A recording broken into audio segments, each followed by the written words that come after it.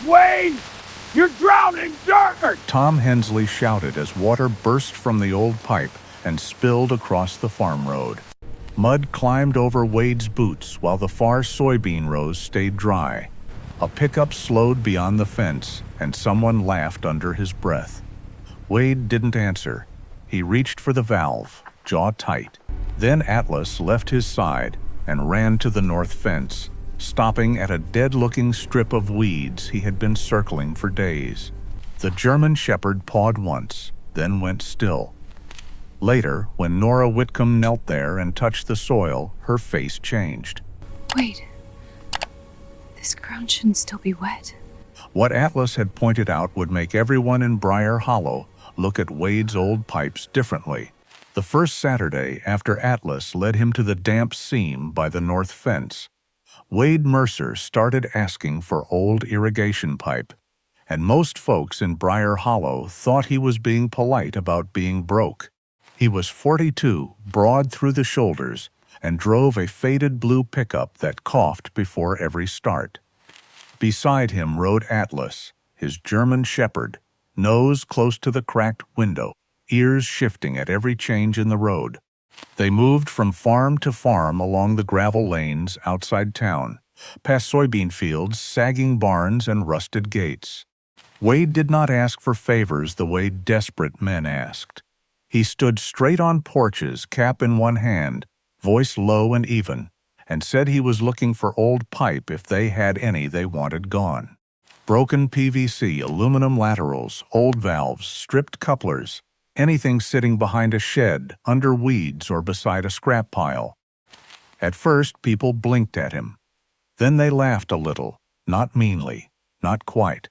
Briar Hollow had known Wade since he came back from the army and moved into his father's place on the North Road. They knew he had served in an engineering unit. They knew he fixed his own fences, kept to himself, and paid cash when he could. They knew Atlas went everywhere with him. What they did not know was why a man who had once built roads and drainage runs for military convoys now wanted pipe no one trusted enough to bury in a field. At the Danner place, Roy's nephew leaned against a feed bin and grinned while Wade loaded 3 dented aluminum sections into the truck bed. "Wade," he called, "you building a cemetery for dead irrigation lines?" Wade looked over, one hand resting on the tailgate, his face unreadable except for the faintest pull at one corner of his mouth. "Might be," he said. That was all. Atlas jumped down before Wade could close the tailgate and went to the far side of the barn, where grass grew tall around a pile of old fittings. The dog did not bark. He lowered his head and followed the ground in a slow, deliberate line, stopping near a shallow rut that had gone dark under the weeds. Wade watched him for a moment longer than anyone else would have. Then he walked over, pulled back the grass, and found 2 usable gate valves half buried in damp soil. Roy's nephew laughed again, but softer this time. By noon, the pickup carried enough pipe to rattle at every bend. By late afternoon, Wade had visited 5 farms and heard 3 jokes about scrap metal, one about moonshine plumbing, and one about opening the ugliest hardware store in Missouri. He took all of it without flinching. He thanked each person the same way. He gave no explanation. The only one who seemed to understand the work was Atlas. At every stop, the dog moved first toward runoff, low spots, and shaded ground. Once, behind the McCreary shed, Atlas stood over a dry ditch and pawed twice at the clay. There was nothing there anyone else would have looked at twice. Just cracked ground, burrs, and a faint mineral smell rising from the heat. Wade crouched, pressed 2 fingers into the soil, and held them there. When he lifted them, a trace of coolness clung to his skin. His throat tightened in a way that surprised him, not from sadness exactly, and not from hope either. Something smaller. Recognition. The kind a man feels when a thought he has been avoiding finally steps into the open. He wiped his hand on his jeans, gave Atlas a quiet pat between the shoulders, and went back to the truck. Near sunset, Wade pulled into his own drive with the load stacked high behind him. The north ridge lay beyond the house, dull and tired under the copper light. Atlas climbed into the truck bed and stood with one front paw on the heap of discarded pipe, steady as a sentry. Wade stood beside the tailgate and looked from the pipe to the ridge, then down toward the faint dry run along the fence line where Atlas had stopped the night before. Anyone passing on the road would have seen a veteran collecting junk. Wade saw lines, slopes, pressure, and water that had been going the wrong way for years. He did not say that aloud, not yet. Wade's farm sat 3 miles north of Briar Hollow, just past the place where the blacktop gave up and the road turned to pale gravel. It was 34 acres on paper, though some mornings it felt smaller than that, as if every broken post and washed-out rut had taken a little more from it. The house leaned into the weather, the barn roof wore mismatched tin patches, and the west fence sagged into the weeds. Behind the equipment shed stood the old diesel pump, a square, stubborn machine his father had bought, used and kept alive with wrenches, prayer, and whatever part could be filed down to fit. On hot afternoons, it coughed and knocked before it caught, then ran with a hard, uneven clatter that seemed to shake the dust loose from the rafters. Wade kept it running because the farm needed water, and because part of him still believed any machine his father had refused to quit deserved the same patience. He did not talk about that. Wade was not a man built for complaint. He rose before sunrise, fed Atlas, checked the fences, and walked the rows. In town, people called him decent, dependable, hard to read. He helped neighbors when asked, refused money when he could, and answered questions in short, useful sentences. Years of solving problems without an audience had shaped him into a man who trusted work more than explanation. The North Ridge was the part of the farm that tested him. It rose behind the house in a long, stony lift, not steep enough to look dramatic, just high enough to punish anything planted there. The soil held gravel under a thin skin of topsoil. Rain ran through it too quickly. Wind dried it first. Every dry season, the same pattern returned. Lower rows held their color, middle rows struggled, and the ridge curled at the edges like paper left too close to a stove. Wade's father had grown soybeans there for nearly 20 years, not because it was easy ground, but because he had believed difficult land taught a farmer to pay attention. The old man's rows had been straight as survey lines. His boundary stakes still stood at the far edge, sun-bleached and cracked, with faint red paint clinging to the shaded sides. Wade could not pass them without remembering his father walking ahead of him, with a shovel over one shoulder, measuring the field by eye, talking to the land as if it might answer if treated with enough respect.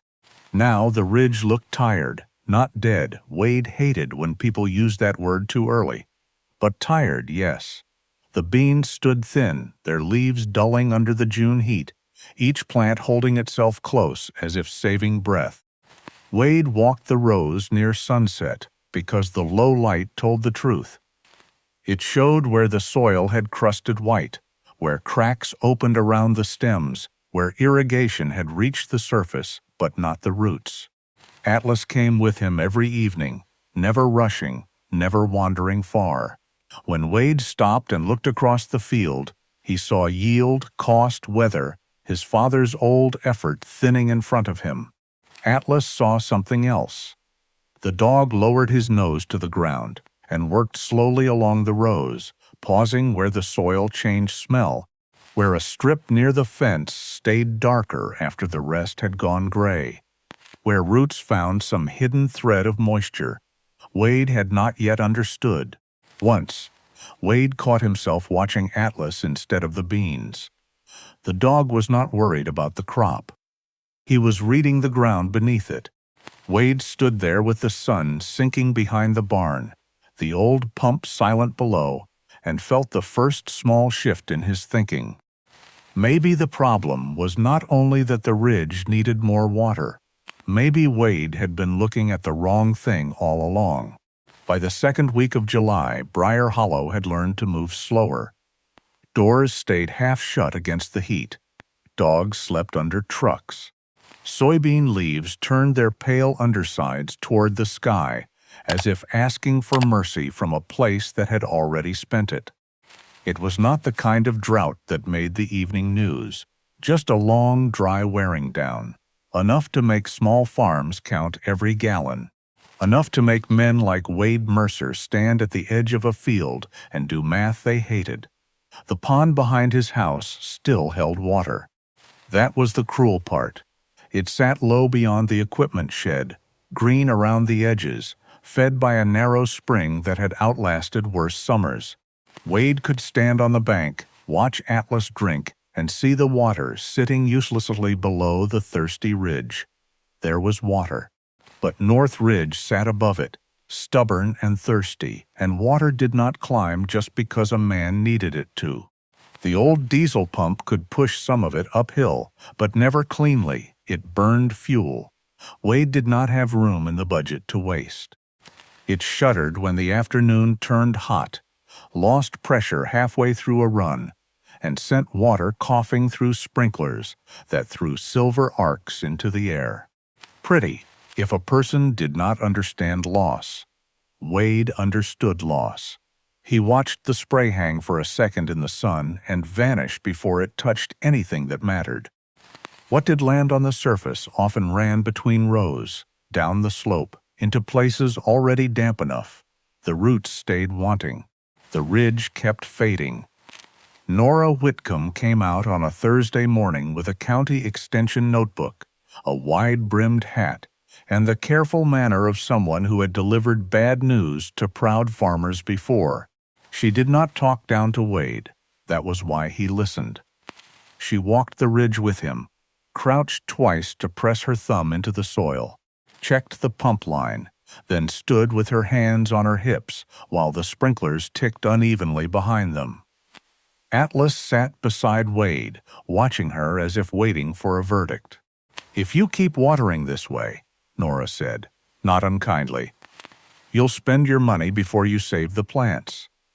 Wade looked toward the pond, then back at the ridge. He felt the sentence settle in him, heavy but fair. A smaller man might have defended the pump, the field, his father's old method, his own stubbornness. Wade only nodded. "I figured as much," he said. Nora closed her notebook. "There's nothing wrong with having water," she added. "But water in the wrong place is almost the same as not having it." That stayed with him all afternoon. Water in the wrong place. Near dusk, a short rain came through, sudden and soft, barely enough to darken the dust. It moved across the farm in 15 minutes and left the air smelling of hot clay and wet leaves. Wade did not expect much from it. Rain like that mostly reminded plants of what they were missing. By midnight, the roof had dried. The gravel outside had gone pale again. Wade was rinsing his coffee cup when Atlas lifted his head, went to the back door, and waited without whining. Wade turned off the faucet. "What is it?" He pulled on his boots, took the flashlight from the hook, and followed him out. The farm lay quiet under a thin moon. Atlas crossed the yard, past the shed, and moved toward the north fence with his nose down. He stopped near a run of weeds Wade had cut back twice that summer. Then he pawed the ground once. Twice, not digging, pointing. Wade swept the flashlight over the spot. At first he saw nothing worth being woken for. Clay, stems, a shallow rut where runoff sometimes passed after a hard rain. Then he noticed the color, a dark seam under the grass no wider than a man's hand, running along the fence line toward the ridge. He crouched and pushed the weeds aside. The soil beneath was still damp, not wet from the brief rain, damp in a deeper way. Cool when he pressed his fingers into it. He closed his hand around a small clump and felt it hold together in his palm. 3 dry days would have turned the open field to powder. This strip had kept something. Atlas stood beside him, breathing quietly, his shoulder near Wade's arm. Wade stared down the line of darker earth until the beam of his flashlight lost it in the grass. He did not smile. Not yet. But something in his chest shifted, a quiet latch coming loose. The answer had not arrived like a grand idea. It had been lying under weeds, passed by, stepped over, dismissed as a rut. Wade rubbed the damp soil between his fingers and looked uphill into the dark. For the first time all summer, he was not thinking about how to force water to the ridge. He was thinking about where it already wanted to go. The next morning, Wade did not start the pump. That alone would have told anyone watching that something had changed.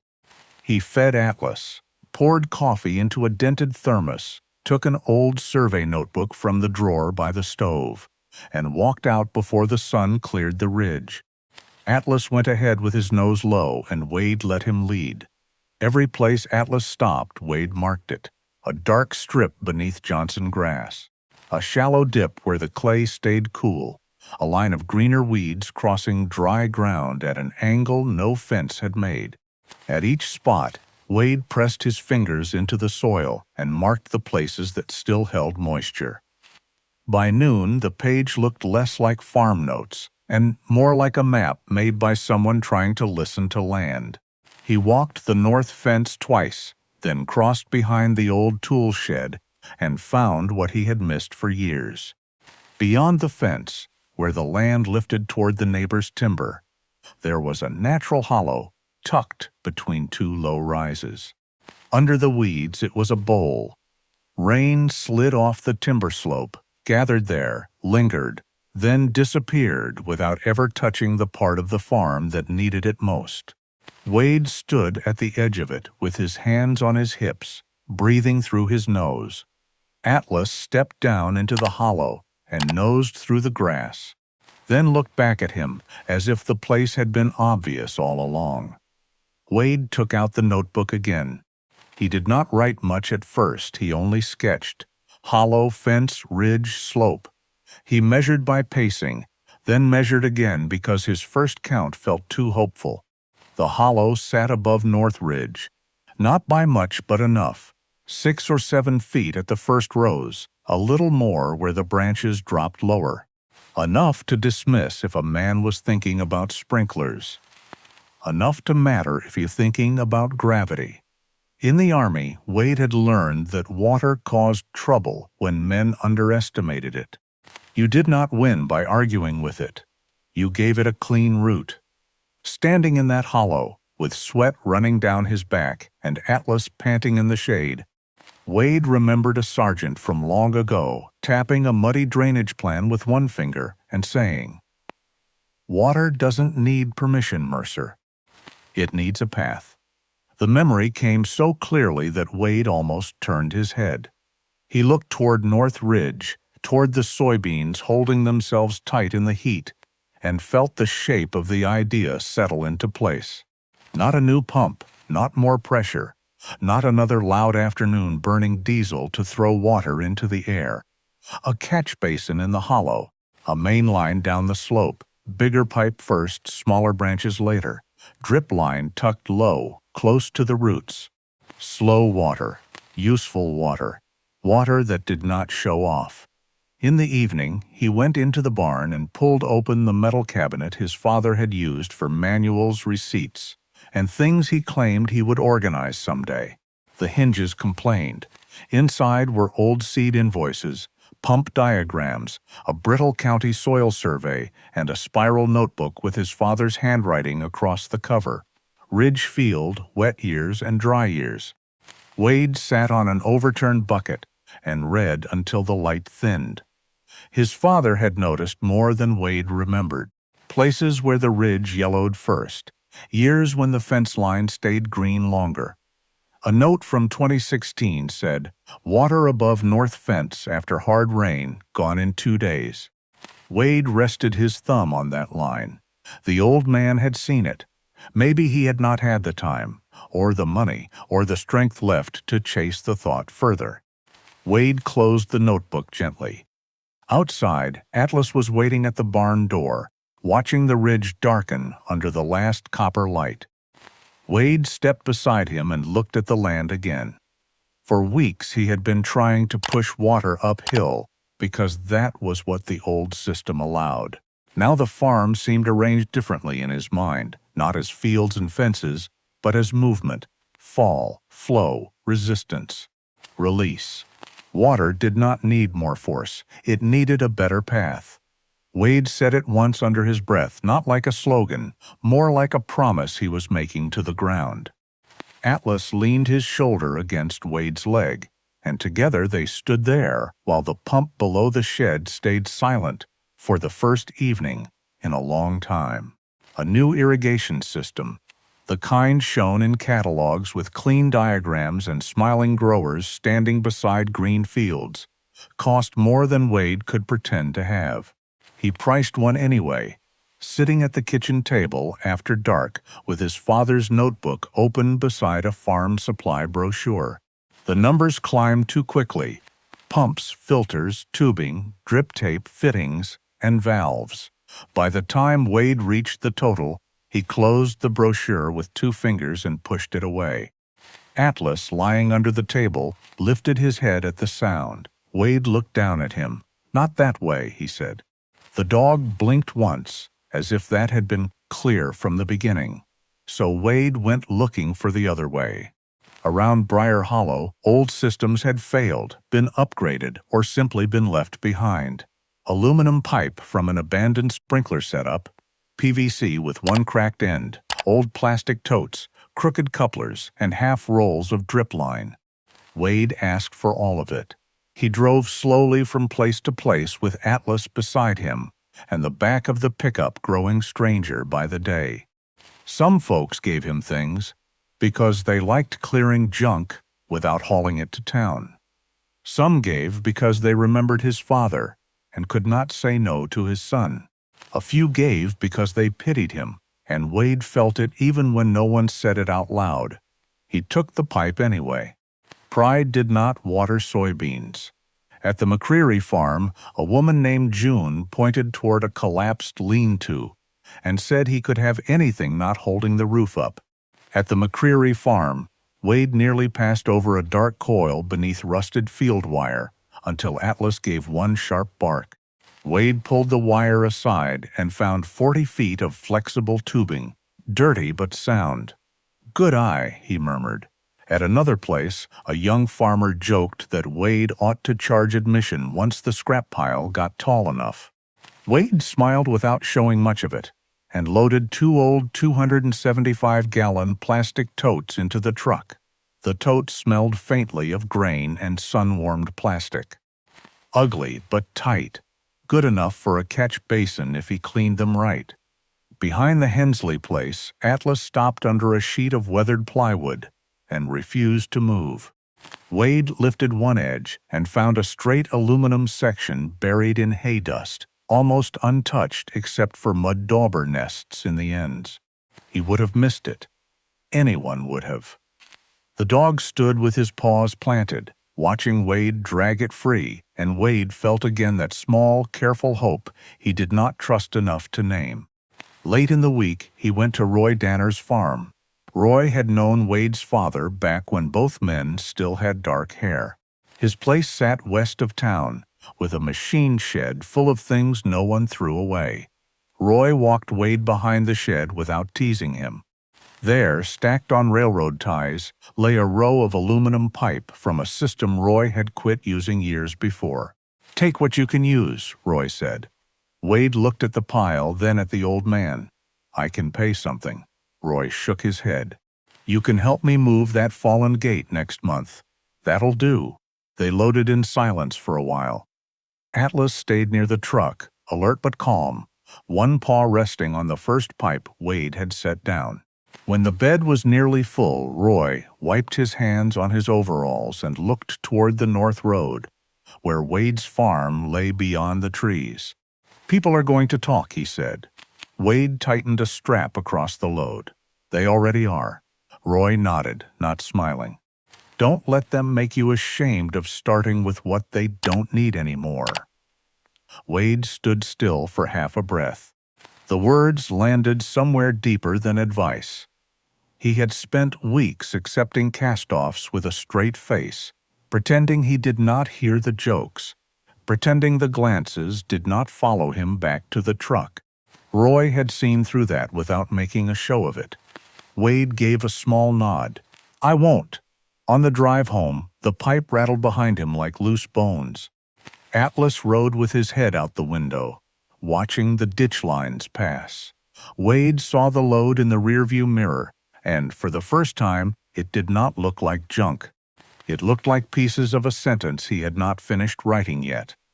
For 3 days, Wade dug before the worst heat settled in. He worked with a trenching shovel, a mattock, and the kind of patience that did not look impressive from the road. Just a man opening a narrow scar through dry ground, checking the slope, and shaving soil where the line rose too high. The hollow behind the north fence became a rough catch basin. Nothing pretty, just 2 scrubbed 275-gallon totes tied into a shallow-lined basin and braced with scrap lumber and stones pulled from the ridge. Wade washed the totes twice, fitted them with a valve, and ran the first section of main line downhill toward the driest quarter of North Ridge. Most of the system came from other people's leftovers. The parts he bought new fit in one paper sack from Marlene's farm supply. Plumber's tape, a handful of couplers, hose clamps, rubber washers, and one small roll of drip line. $300, give or take a few cents he did not write down. It felt like too much when he counted it at the counter. It felt like too little when he looked across the ridge and saw how much of the driest section still needed saving. Atlas stayed near him through all of it. When Wade dug, the dog lay in the shade and watched. When Wade carried pipe, Atlas walked beside the load as if escorting it. When Wade paused too long over a fitting, turning it in his dirty hands, Atlas would rise and nose the trench, impatient with human doubt. By Saturday morning, the first run was ready. The sun had barely cleared the barn roof when Wade stood at the catch basin with one hand on the valve. Down the slope, the line ran under a loose skin of soil and emerged near the first soybean rows, where the drip line waited like a thin black vein. Atlas stood halfway between the basin and the ridge, ears up, eyes moving from Wade to the pipe. Wade took one breath. Then he opened the valve. At first, it worked. Water dropped from the totes into the line, and Wade followed it downhill, watching every joint while Atlas traced the buried pipe ahead of him. A dark bead formed at the first emitter, then another. The soil beneath it changed color slowly, beautifully, from tired gray to brown. Wade crouched and touched it, cool, real. For a few minutes he let himself believe. Then the coupler near the middle run popped. Not exploded, not dramatic. Just a hard, wet slap, followed by water spraying sideways into the trench wall. Wade turned his head sharply. Before he could move, Atlas barked once farther down the line. Wade ran toward him and saw the second failure, worse than the first. An old PVC section had split along the underside where he had missed a hairline crack. Water forced its way up through the soil, lifting mud in a thick bubble that broke and spread across the path. Wade's jaw tightened. He ran back uphill and shut the valve. The hollow sound in the pipe faded. The spray dropped to a trickle. Down on the ridge, only the first few yards of soil had darkened. The rest stayed dry, waiting. Wade stood there, breathing through his nose, hands hanging at his sides. Atlas stopped barking and came to him, muddy paws leaving prints across the loose soil. Wade knelt beside the split section and pressed his thumb against the crack, though there was no point in it now. A truck slowed on the road beyond the fence. Wade did not look up soon enough to pretend he had not heard. It was Tom Hensley, one elbow out the window, hat pushed back.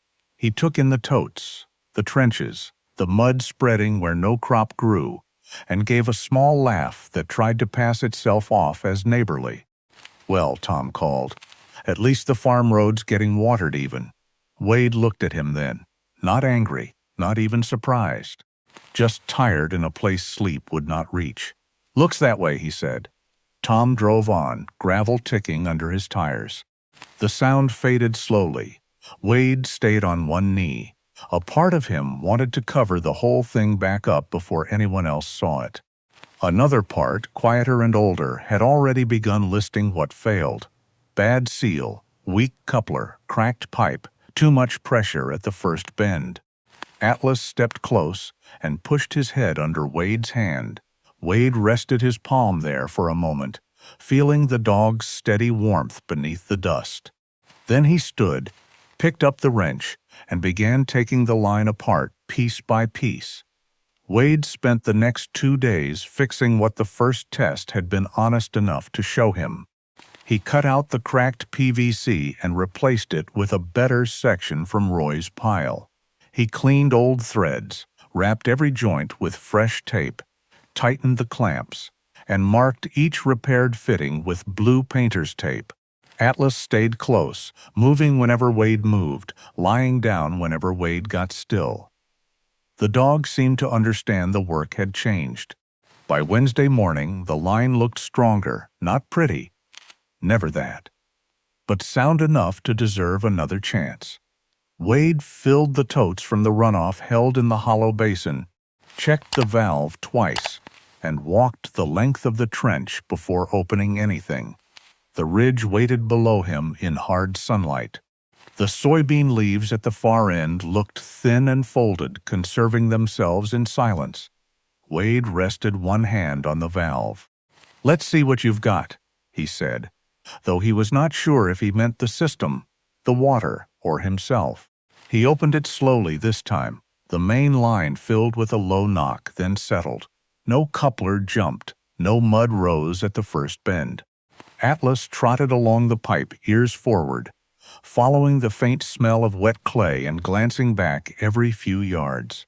Wade followed, eyes moving from joint to joint. The first drip lines darkened the soil, and for a while the ridge seemed to accept the idea. Wade felt his shoulders loosen before he meant to.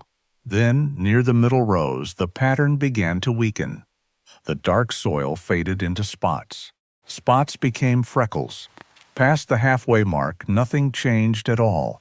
Wade walked to the last rows of the run and knelt.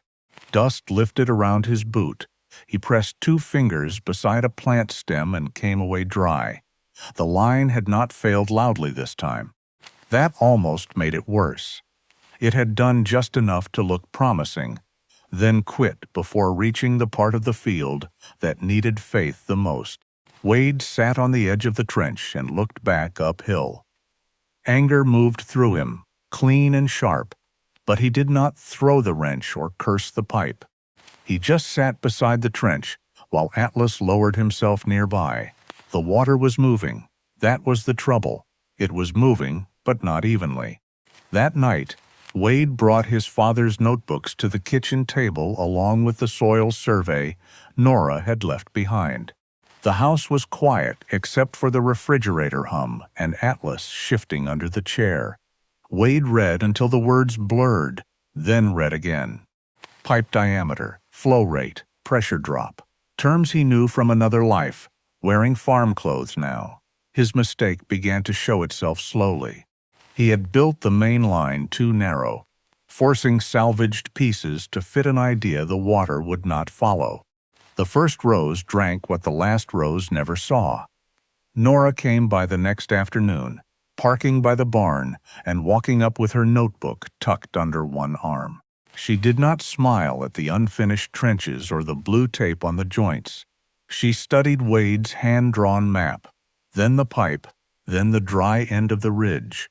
Before she said anything else, Nora walked to the weed line by the north fence and pressed her fingers into the dark seam Atlas had kept finding. When she lifted them, damp clay clung to her skin. "Wade, this ground shouldn't still be wet." "You're close," she said. Wade gave a short breath that was almost a laugh. Close doesn't water beans. No, she said, but it tells you where the mistake is. She tapped the main line on his drawing. Are you letting the water work, or are you asking it to fix your design? Wade looked at the page for a long moment. The question did not sting. It opened something. He had been trying to make the water stronger. Nora was asking why he had not made the path wiser. After she left, Wade walked the trench again with Atlas. Near a low stretch under the fence, Atlas stopped and pawed at the soil. Wade almost kept going. Then he saw it. A section had settled after the first leak, just enough to tilt the pipe backward before it dropped again. Barely an inch. Barely a mistake unless you were water. Wade crouched, laid his level across the pipe, and stared at the bubble sitting wrong.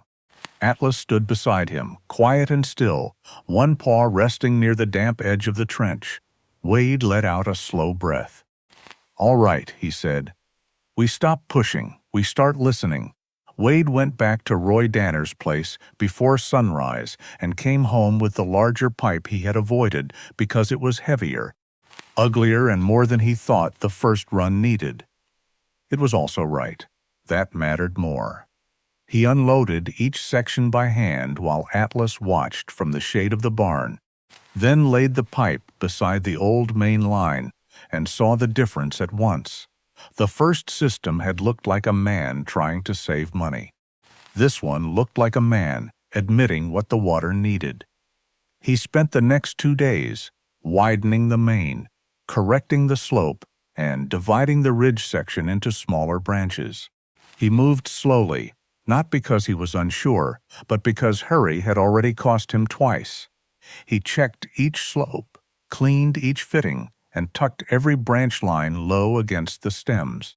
By Friday evening, the system looked less like a machine and more like a set of quiet veins laid under the skin of the field.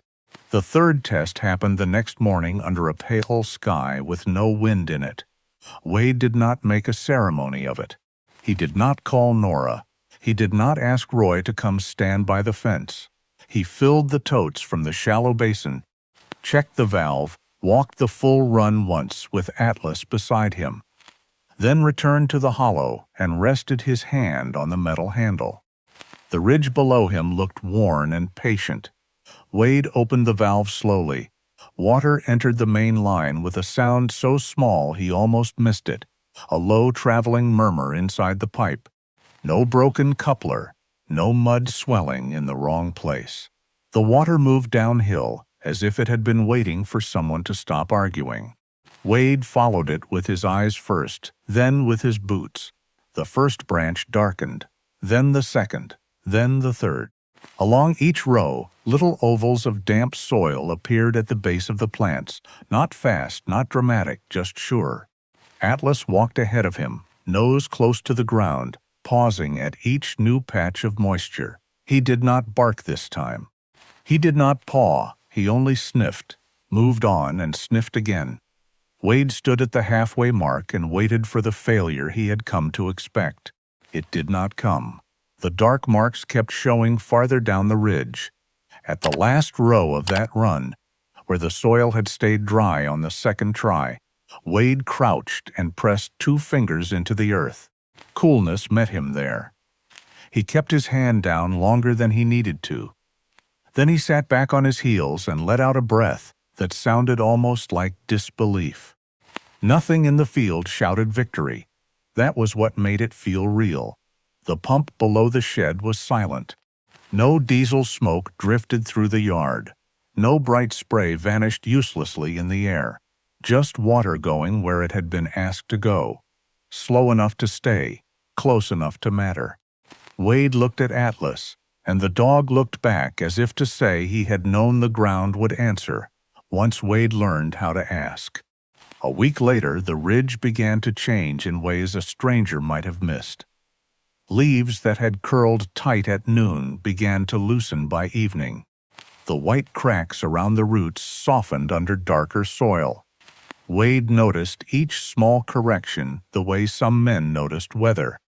He kept adjusting emitters, clearing bits of grit from the line, watching the totes, measuring how long the water lasted after each rain. After 2 weeks, the change was no longer private. From the kitchen window, the driest section of North Ridge carried a deeper green than it had all summer. Not lush in a storybook way. Stronger than that, earned green. Wade stood at the sink one morning with a coffee cup in his hand and saw it lying across the slope like a promise kept. Atlas came up beside him and pressed his shoulder against Wade's leg. Wade did not speak. He only reached down and rested his hand on the dog's head. In a town like Briar Hollow, a green field in a dry summer did not stay secret. People drove slowly past the North Road. Trucks hesitated near the fence. People who had joked about dead pipe began looking over Wade's ridge with their mouths closed. Wade saw them from the barn and went on working. He had not built the system to prove anything to them, but the field had begun speaking anyway. Roy Danner came first, though Wade never figured out who told him. The old farmer's truck rolled up the North Road just after breakfast and stopped by the fence. Roy got out, hooked both thumbs in his suspenders, and stood there looking. Wade was near the barn, cleaning grit from a filter screen. Atlas stretched in the shade beside him. He saw Roy but did not hurry over. Some things needed a minute before words touched them. Roy stepped through the gate and walked between the rows, careful with his boots, though the plants were strong enough now to brush his knees. Halfway up the ridge, he bent down and rubbed the damp earth against his thumb. He checked again near the end of the line, where the second test had failed. At last he straightened and looked toward Wade. "Well," he said, his voice carrying softly over the field, "that pipe wasn't dead after all." Wade wiped his hands on a rag and walked up with Atlas beside him. "Not all of it." Roy nodded, still looking at the beans. He did not praise too quickly. Men like Roy treated praise the way they treated rain forecasts, useful only if it held up. But his silence had weight, and Wade felt it settle over the ridge in a way the jokes never had. 2 days later, Nora Whitcomb came back with a soil probe, a moisture meter, and a notebook already open before she reached the first row. She moved through the system more slowly than Roy had, checking the totes and shallow basin, the slope of the main line, the branch valves, the drip line tucked low under the leaves. Wade followed when she asked questions and stayed quiet when she bent over the readings. Atlas followed her too, not interfering, just watching with the calm suspicion he reserved for anyone handling Wade's work. Nora tested the wet spots, then the dry spaces between them, then a section beyond the last row. When she finished, she stood with one hand shading her eyes and looked downhill toward the silent diesel pump. "You're using less water," she said. "A lot less." Wade waited, "and the distribution is better than the pump line gave you." She tapped her pen against the notebook, almost smiling but not quite ready to give away the whole thing. "I'd like to write this up for the county bulletin." Wade looked at the ground. Compliments made him want to find a tool and leave. "It's mostly old pipe. That's part of why it matters," Nora said. After that, people started coming, not all at once. Briar Hollow was too proud for a parade. First came Tom Hensley, the man who had joked about watering the farm road. He parked outside the gate and leaned on the fence for nearly 10 minutes before Wade walked over. "Mind if I look?" Tom asked. Wade opened the gate. "Rows are wide enough." Tom stepped down into the field, hat in hand now, and followed the dark line of soil with his eyes. Others came over the next week. June McCreary, the young farmer who had joked about charging admission, and 2 brothers from west of town. At first they stood along the fence, pretending they were only passing through. Then one by one they stepped into the rows. The ridge did the explaining. Green leaves, straight stems, damp soil where it needed to be. dry soil where water would have been wasted. One man knelt near a branch line and brushed back the loose dirt, exposing an old aluminum section with faded paint still clinging to it. He stared for a while. "How much did all this run you?" Wade shifted the rag from one hand to the other. "About 300 in new parts. Tape, clamps, fittings, drip line. Not counting the totes and pipe folks let me haul off." Nobody answered right away. That was the moment Wade noticed the change. Not admiration, exactly. Not yet. Something quieter. The discomfort of people remembering what they had laughed at. They had seen the same pipes behind their sheds and called them junk. Wade had seen water waiting for a road. He could have let the silence punish them. He did not. He crouched beside the exposed line and pointed to the first mistake. "This joint blew out on the first try," he said. "That one split underneath. I missed the crack. Second run failed because I used too small a main. Last rows stayed dry." Tom took a step closer. "So you had to dig it back up?" "Twice." Wade glanced at Atlas, who had settled near the end of the row, nose over his paws. "3 times in one place." Atlas kept going back to the damp spot before I understood why. They looked toward the dog. Atlas did not lift his head.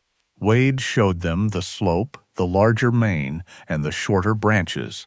He spoke plainly, without making anyone feel foolish for not seeing it sooner. That was the part Roy noticed most.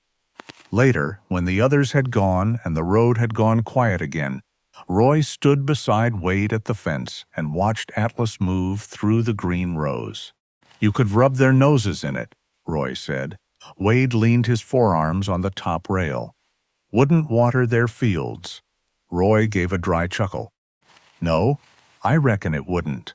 The sun slid lower, catching the old pipe ends stacked near the barn. For the first time in weeks, they did not look like scraps waiting to be used.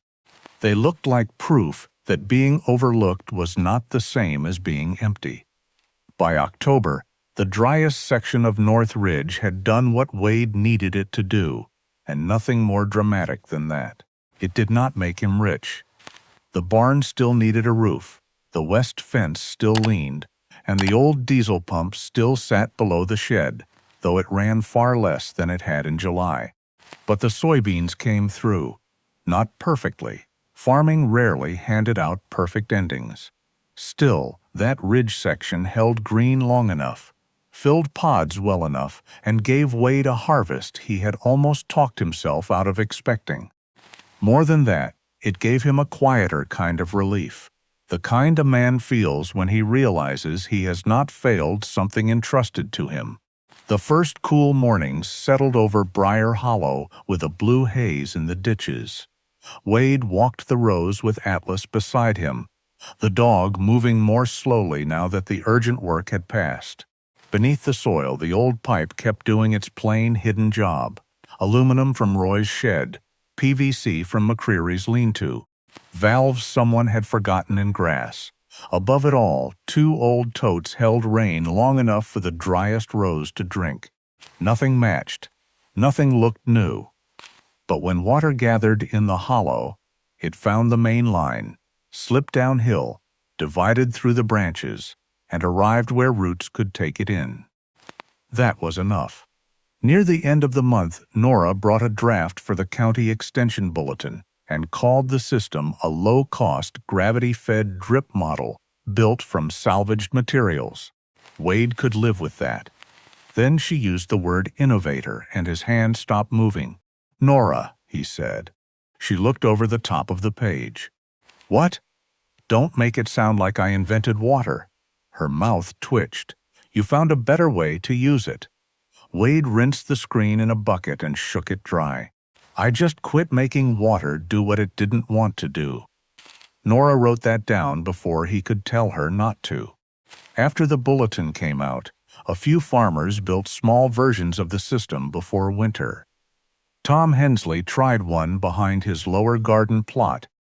June McCreary ran 2 short lines near her well house, and the brothers west of town left with a sketch drawn on the back of a feed receipt. Wade helped when asked.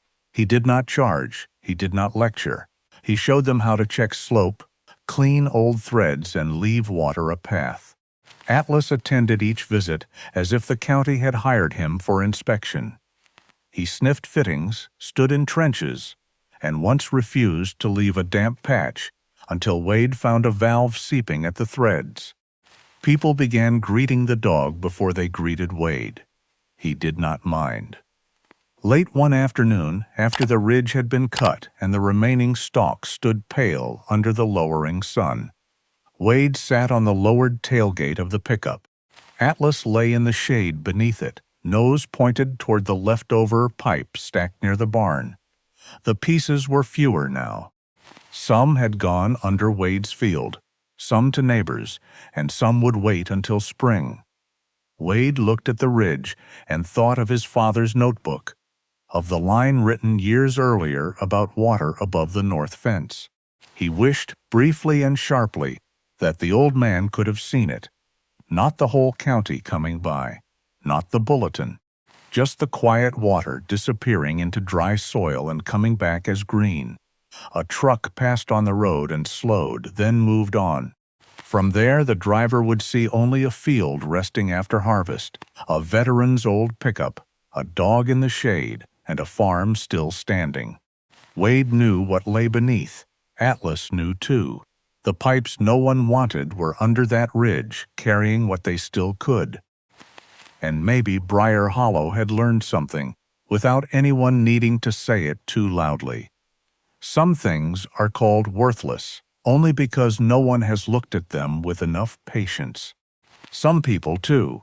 If this story made you look twice at something everyone else had thrown away, like this video and subscribe for more quiet stories of grit, loyalty, and second chances. What moment stayed with you most? And where are you watching from? Leave it in the comments.